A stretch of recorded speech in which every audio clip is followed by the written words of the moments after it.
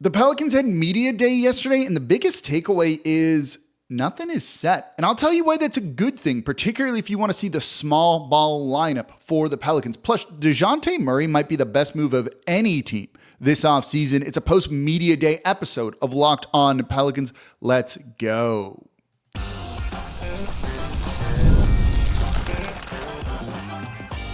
You are Locked On Pelicans, your daily New Orleans Pelicans podcast.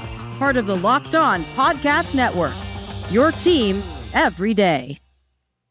Welcome to another edition of Locked On Pelicans, the daily podcast covering your favorite team, the New Orleans Pelicans and NBA, part of the Locked On Podcast Network, your team every day, available wherever you get your podcasts and available on YouTube.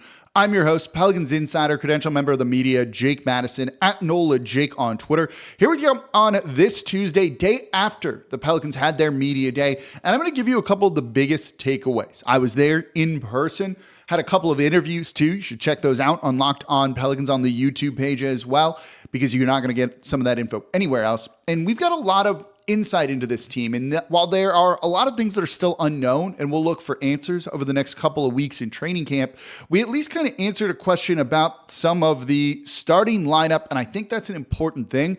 And it's a good thing if you're a Pelicans fan. So we'll break that down. We'll look at the growth and maturity from Zion Williamson, why Dejounte Murray might be that dude in a very good way for this team. And then we'll look at the Brandon Ingram situation and how that might play out in the locker room. So today's episode of Locked On Pelicans is brought to you by FanDuel. You can start this season with a big return on FanDuel. Place your first $5 bet and you'll get started with $200 in bonus bets guaranteed. Visit FanDuel.com to get started. And of course, thank you for making Locked On Pelicans your first listen today and every day. We're here Monday through Friday, the #1 Pelicans podcast, covering everything you want to know about this Pelicans team. So please subscribe wherever you get your podcast. Join over 10,000 Pelicans fans on YouTube as well. It's going to be a big year. There's a lot of unknowns about this team. We're going to try and make sense for y'all with all of that. Whether you're a new listener or a returning listener, I'm excited to be here with you. And I will say this. Media day, I was prepared to go in and be a little bit disappointed, to be a little bit concerned overall about this team, more pessimistic than the normal optimism that I have. But coming away from this, maybe I'm just easily swayed, I actually am more optimistic about this team than I was. And it starts with this. The starting lineup is not set. The starting lineup, I'm going to repeat it, is not set. This is a very, very good thing. Willie Green was asked directly if he planned to start a traditional center, if he wanted to start a more traditional lineup. And he said he isn't married to that idea, to the point where Willie Green even said and hinted at that they could start different lineups on a night-to-night basis, a game-to-game basis based on their opponent. Now, I don't love that idea. I'll get into that in a minute here. But the fact is, he's not as rigid right now in some of the thinking that we might thought. There were reports that maybe they were planning to start Daniel Tice, and they still might. But the fact is, it doesn't sound like anything's set in stone, and that's good because the best starting lineup for the Pelicans probably doesn't involve a traditional center unless you think someone like Carlo Makovich is really going to come along. And I think he could. So everydayers know that I don't love the idea of starting Tice. I think he'd be one of the worst starters in the league. Now, the Pelicans gave a couple of good examples, Boris Diaw as one of them, of how you could use him there and what the team could look like. But truthfully, with the talent that they have, their best starting lineup is probably something along the lines of Dejounte Murray, Herb Jones, Brandon Ingram, Trey Murphy, and Zion Williamson. When you look at their top 6 guys, and they had 6 guys ranked in the top 100 of the CBS Sports rankings, one of a few teams to do it, tied for the most, you've got to find a way to make sure you're putting those guys out there on the court. If you have CJ McCollum and Trey Murphy on the bench, we expect CJ will be in that role, you're putting 2 of your top 100 guys not in your starting lineup. You might not be able to get all of them in there, but you want to get as many as possible, I think. And if you have 6 guys, get 5 of them in there, 1's off the bench. That's better than 4 and 2. So them not being married to a starting lineup is really good. And I think going into this season with things just being kind of wide open is exactly what we wanted to hear. We wanted to see some changes from Willie Green, and just by him simply saying, I'm not married to it. I don't know if that's what we're going to do yet. That showed he's open to those things. That's a change in a positive way for Willie Green. It's even to the point where they know what this roster kind of is, but they don't know what it's going to look like on the court just yet, and that's fine. That's what training camp and preseason is for. And David Griffin and Bryson Graham, when they were speaking, the executive vice president of basketball operations and your general manager and Bryson Graham, they even said with all of the wings that they have, those bigs might not see the court. Graham said, well, they would be playing small without a traditional big man. There's a lot of length there. Trey Murphy is 6'9", 6'10". I asked him what he was when I interviewed him one-on-one. Go listen to that. And, when you look at the length that they have, even if the height's not there, Graham said, Dejounte Murray's arms go down to his ankles, essentially. There's a lot of length there. That means you could maybe make this work. And there's so much talent there, defensive talent too, that may or may not start. That is something they said, that all defensive team talent may or may not start. Does that imply Herb Jones a little bit? Now, I don't think they should take Herb Jones out of the starting lineup, but that's even interesting if you're going to lean in even more offensively too. So why does this matter? Why are we excited that the starting lineup isn't set less than a month before the season is set to begin? And the reason is it's really important this season, that the Pelicans starters win their minutes. If you're an everydayer or been tuning in recently, you've heard me say this a lot because I think this is the key to them having a really big season. The starters need to win their minutes in a way that did not happen last season. And to do that, you're going to need to find the right combination. At Media Day, they were talking about their deficiencies when you play small. And playing small means you need to overcome some deficiencies, but also then kind of play to your strengths. And I like this, right? These deficiencies can be done collectively. Just everyone kind of gang rebound. Maybe it means you don't play in transition as much, but secure those defensive boards.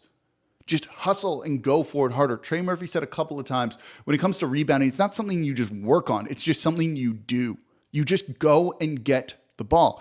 They can overcome the deficiencies they have in terms of small ball on the defensive glass, let's say, and then really make up for that, even when those maybe persist a little bit, with what they're capable of doing offensively on the other end and how they can really blitz some teams. And so for all the talk about being small, your David Griffin talk about how he saw it firsthand with the Golden State Warriors beating the Cleveland Cavaliers. There was a lot of talk about small ball.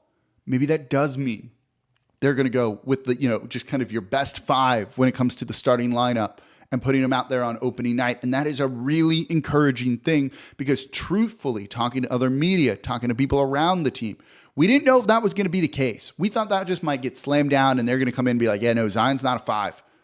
Herb Jones is not the five. But right now they're open to all of this, and that's encouraging. When I talked to Herb one-on-one, he said, yeah, I'm really being asked to kind of play the small ball five, but I'll defend whomever. And if that's what I need to do, that's what I need to do. It's really fearless when it comes to that. So you have guys that are going to be willing to sacrifice for this team. But one thing might give them an edge with the starting lineup for someone who's definitely going to be there. Two people, actually. And that's Zion Williamson and that's Dejounte Murray. And as we look at kind of big takeaways from Media Day, Zion, 3.0, 4.0, whatever 0.0 we're on with Zion Williamson was really at the forefront of conversations. But even overshadowing that was the impact that Dejounte Murray has already had on his team. And I'll tell you why everyone really thinks that this guy is going to be a game changer for this franchise. That's coming up here next in today's episode of Locked On Pelicans. Today's episode of Locked On Pelicans is brought to you by FanDuel, America's #1 sportsbook. NFL fans, NBA fans, you can start the season with a big return on FanDuel, America's #1 sportsbook. So when you get a hunch in the middle of a game, you can check out the latest stats, view live play-by-play, and so much more on the same page where you place your bets. And you'll get started with $200 in bonus bets guaranteed when you place your first $5 bet. So whether it's the Saints, and maybe you realize they're not going to do too great in the second half as it's gone, you can get in on those live in-game lines that get updated throughout the game. For the Pelicans, the opening night line is there, -6.5 over the Chicago Bulls. I feel pretty confident about that one. So you can get in on that action right now with a $5 bet and then get $200 in bonus bets guaranteed. So visit FanDuel.com to get started. FanDuel, America's #1 sports book and the official sports betting partner of Locked On. And thank you for making Locked On Pelicans your first listen today and every day. We're here Monday through Friday, the #1 Pelicans podcast, covering everything you want to know about this Pelicans team. So please subscribe wherever you get your podcast. Join over 10,000 Pelicans fans on YouTube as well. We are the #1 Pelicans podcast right here, coming to you Monday through Friday. So if you're a new listener, I appreciate you tuning in. We're going to bring you insight you can't get anywhere else. I'm there at every game. We're going to be doing live episodes after. We're going to have more content than ever this year. So if you're a longtime listener, there's going to be more coming for you. And I appreciate you sticking with me and making Locked On Pelicans part of your routine. Now for your second listen, Locked On NBA. There's no offseason in the NBA, and Locked On NBA provides daily basketball analysis from national and local experts in 30 minutes or less. No one keeps you as informed and entertained as Locked On NBA, available on YouTube or wherever you get your podcasts, part of the Locked On Podcast Network, your team every day. Now let's keep looking at some of the big takeaways from Media Day. Before that, though, please go check out the Locked On Pelicans YouTube channel. I had interviews with David Griffin, Herb Jones, Trey Murphy, Carl Makovich, Jose Alvarado, and one or two other things on there as well. And it was a lot of fun. You get some insight, just these one-on-one interviews. I was able to ask them some questions that I want to know. The one with David Griffin is really interesting, and we might use some clips later down the line in this, but that was really insightful on how you evaluate a team. How do you evaluate a head coach? And David Griffin gave some very thoughtful answers there. Go give that a watch if you haven't already. We'll see about uploading them to the podcast side of things, but those live on YouTube right now. So two other big takeaways have to do with two key players for this team. And I want to start with Dejounte Murray, because Dejounte Murray might be that dude. How old is he? I want to look this up really quickly, because when you hear him talk, when you hear the way he kind of carries himself, like that is I'm going to say it like this way, like that is a man. You hear it in his voice, the confidence he has. He even said during his Media Day interview that fear is not in his vocabulary. Where did his age just go? He's 28. He just turned 28. This is a guy that is like, I don't know, just feels like he's like a grizzled veteran that if you told me he was like 45, I'd believe you, but he's not. This is someone who's bringing a different kind of energy to this team, and it's needed. This team just kind of lost, the grittiest member of them in Najee Marshall, who's now with the Dallas Mavericks. You're getting a pretty good replacement just for like the guy who's got that dog in him, right? To use more cliches here, in Dejounte Murray. Everyone raved about Dejounte Murray and just the attitude and leadership that he brings to this team. And the Pelicans have long tried to kind of find the right leader for this group. They have a lot of talented players that maybe lead by example, going all the way back to Drew Holiday. But Herb Jones, I wouldn't say, is like a vocal leader that's out there kind of barking orders and keeping everyone in line. Zion Williamson is not that. Neither is Brandon Ingram. CJ is more of a quiet leader, even if he's a little bit vocal. But Murray is vocal. Like, this dude is out there like doing his thing. The talent on the court for what they're looking to do with him and why they traded for him, we already know. We've kind of covered that a ton here. I don't need to sell you on the idea of Dejounte Murray on this team. We know he's going to be really good defensively for the Pelicans. I think offensively, he's really going to fit in. When I talked to David Griffin, he knew the clutch stats and brought up, the 0-22 in the third quarter when they were, losing. They didn't win one of those games. They think Murray is going to help with that, closing games in the clutch, making those comebacks in the second half when you've got to get a win. And that is the type of thing that when they look at this franchise, that you have could you get 4 more wins? What does 3 more wins do for this team if that's the case? And it would be pretty significant. So they really want to see how this could play out with him. If they get 3 more wins last season, puts them at 52, that's the 4th seed. That's the 4th seed in the Western Conference. Home court advantage in the first round. The Clippers had it at 51 wins. The Pelicans are right there with a ton of room to improve. That's why, though last season was disappointing, it's encouraging that there is room to grow, that they did not reach their ceiling. The Timberwolves maybe felt like they reached their ceiling, and that's why they really did a big shakeup move that makes them worse. Those are the type of things that we're not kind of worrying about here in New Orleans this year. So they feel Murray's going to help them in clutch situations, kind of organize their offense, late in game situations, and that's going to be it too.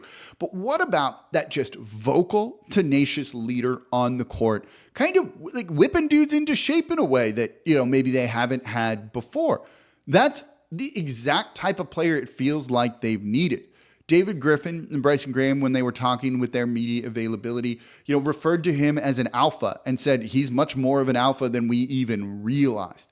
I think his impact on this franchise is something that's going to be greater than we all anticipated and go beyond just his pure production out there on the court for this team. That move, if it works out, we're going to look back at that trade for Dejounte Murray and think that is the best move of the offseason.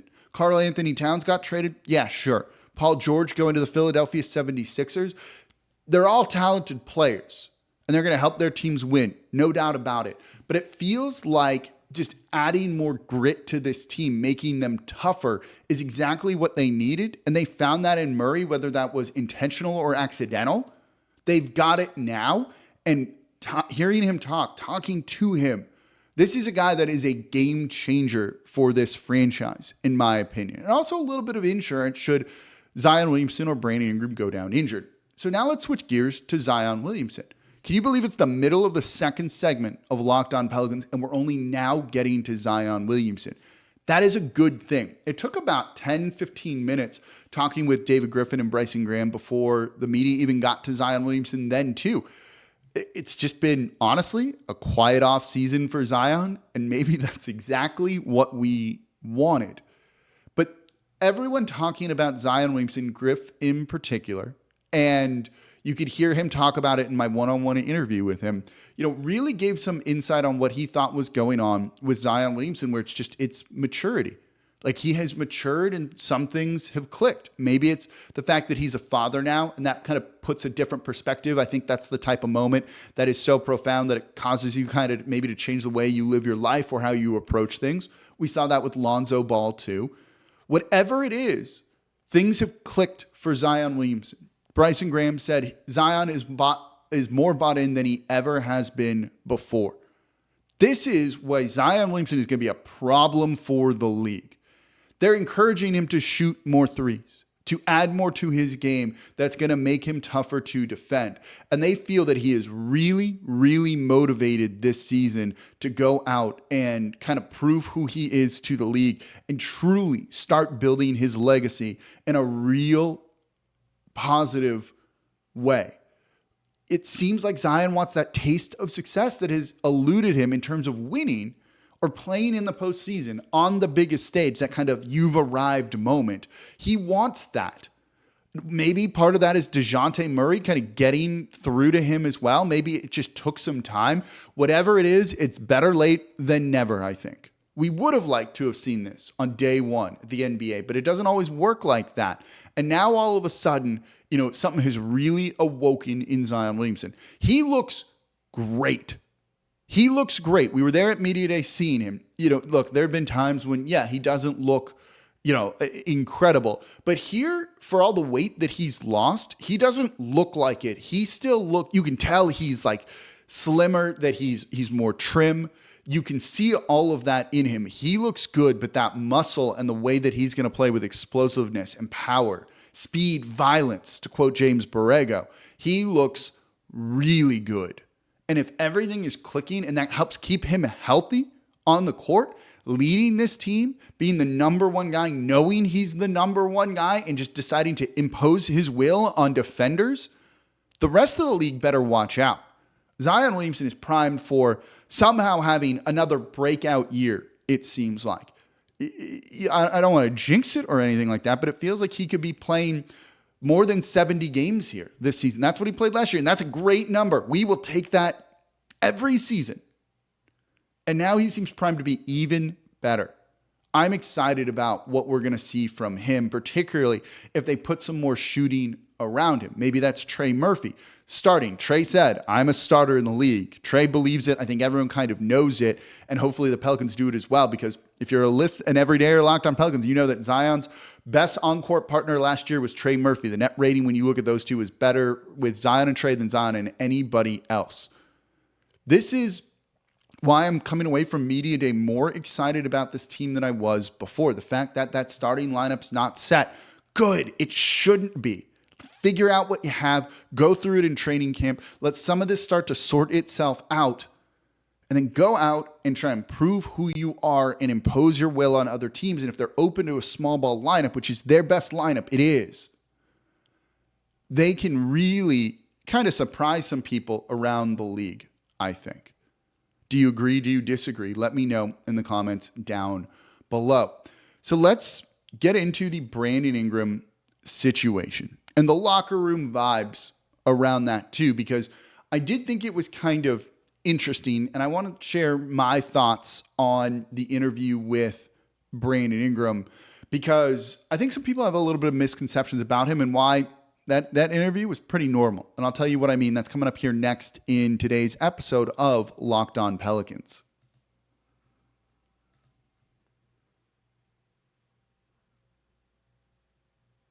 And thank you for making Locked On Pelicans your first listen today and every day. We're here Monday through Friday, the #1 Pelicans podcast covering everything you want to know about this Pelicans team. So whether you are a new listener, and if you are, welcome. You're going to get this type of coverage Monday through Friday here. If you're a longtime listener, I appreciate y'all tuning in, getting excited for the start of the season with me. It's going to be a lot of fun.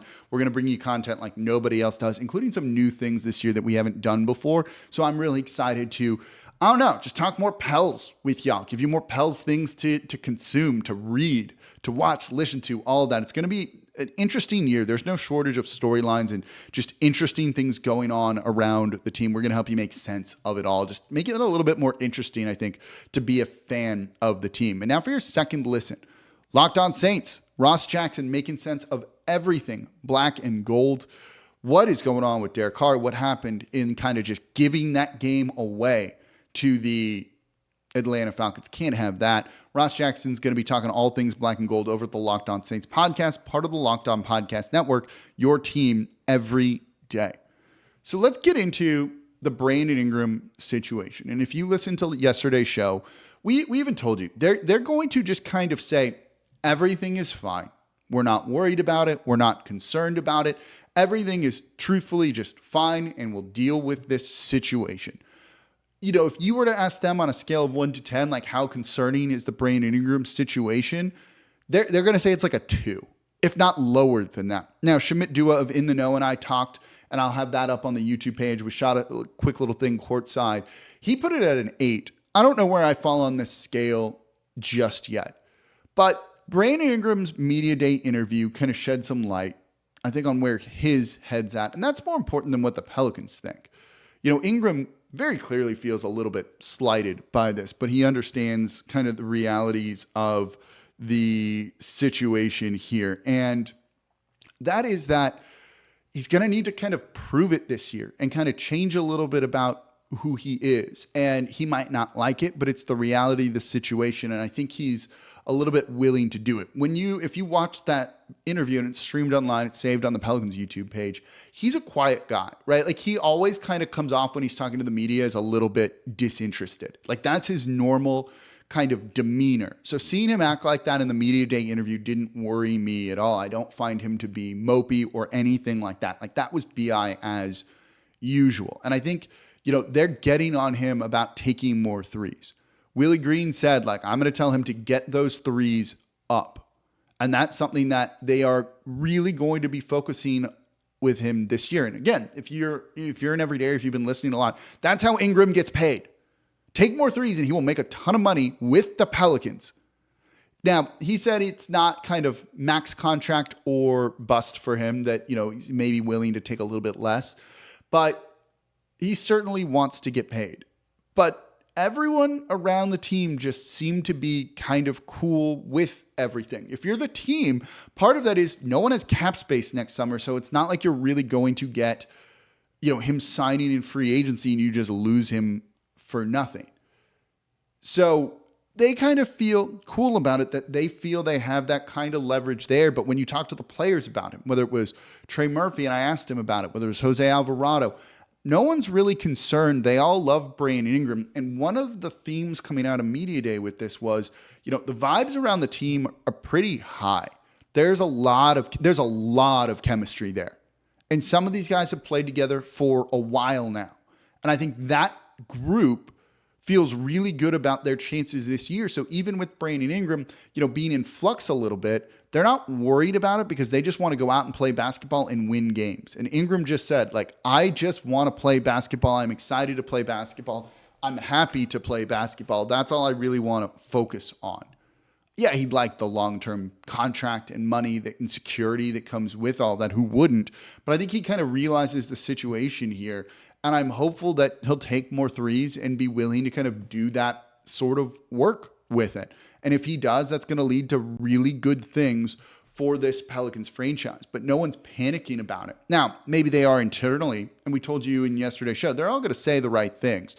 But coming out of there, I actually do believe it from talking with people more, even some off-the-record stuff, about where everyone is mentally when it comes to Brandon Ingram and what they're expecting from him. No, there's very few things I think that could really shake this locker room up. Now, what happens when they hit some adversity? They hit a 4-game losing streak, which will happen, I'm sure, at some point this season. If that's the case, do things kind of change, right? Everyone's, it's the Mike Tyson quote. Everyone's got to play until you get punched in the face, I think is what that is. Right now, no one's been punched in the face yet. And no one has had to adjust, to adapt, to react. So that could change things. But from talking to folks and how they all really do like each other, love each other, and there's a big family atmosphere there, that can get rocky. But I do think it'll actually be pretty tough to truly kind of shake the foundation in terms of chemistry and all of that this team has around them right now. There was it's media day. Everyone should be optimistic and only say positive things. David Griffin even joked in his media availability saying that. Everyone's kind of saying the same thing. All teams are at media day. And so what I'm trying to provide for you right now is kind of that reading between the lines of it, from being there, from seeing body language, from talking to folks on and off the record with this sort of stuff about what they're doing there. And there is something to this team in a very positive way. There's no center that you feel comfortable with just yet. But the fact is they realize maybe that's not what we need and there's other ways to play. And I like that attitude. I was ready to go into media day and be down on this team. If you've listened to the show the past 2 weeks, you've really seen me stress that I'm concerned about a starting lineup, without a ton of shooters and with a center in there. And I'm not trying to say that to rag on Daniel Tice. It could be him or it could be anyone else. I talked with Carlo Makovich. Like him, let's hope he develops. He knows there might be a little bit of a learning curve with that sort of thing. So I want them to go and win games, and it just seems like a small ball lineup is the way to do it. And the fact that that's on the table, that is a good thing. If there's one thing you take away from the show, it is that is a good, encouraging sign. It's not, they don't have a plan, it's time to pick. No, they don't need it just yet. They're going to figure this out, and they're going to go with what they think is the best thing. And I think we kind of have an idea of what that will be. Maybe not. There's ways you could use Daniel Tice. I'm going to, look at some film on Boris Diaw and see exactly how you could use a center like that and what it could look like. So there's other options there too. It makes it more fun to talk about this team. So we'll have more tomorrow with some media day takeaways, some other things we kind of saw too that I didn't get a chance to really touch on with this show, because I wanted to kind of get you these 3 real big points. If there was another media day takeaway that you had, let me know in the comments down below. But I'm excited for the season. We have a game in less than a week, like a noon Monday game, but whatever. It's Pelicans basketball, and that's what we're here for. So I appreciate you all so much for listening. As always, I'm your host, Jake Madison, at NolaJake on Twitter. This is the Locked On Pelicans podcast, part of the Locked On Podcast Network, your team every day. Go check out the Locked On Pelicans YouTube page for all of the exclusive one-on-one interviews I got here. You can't get those anywhere else. Subscribe wherever you get your podcast. Join over 10K on YouTube as well, and I'll be back with y'all tomorrow.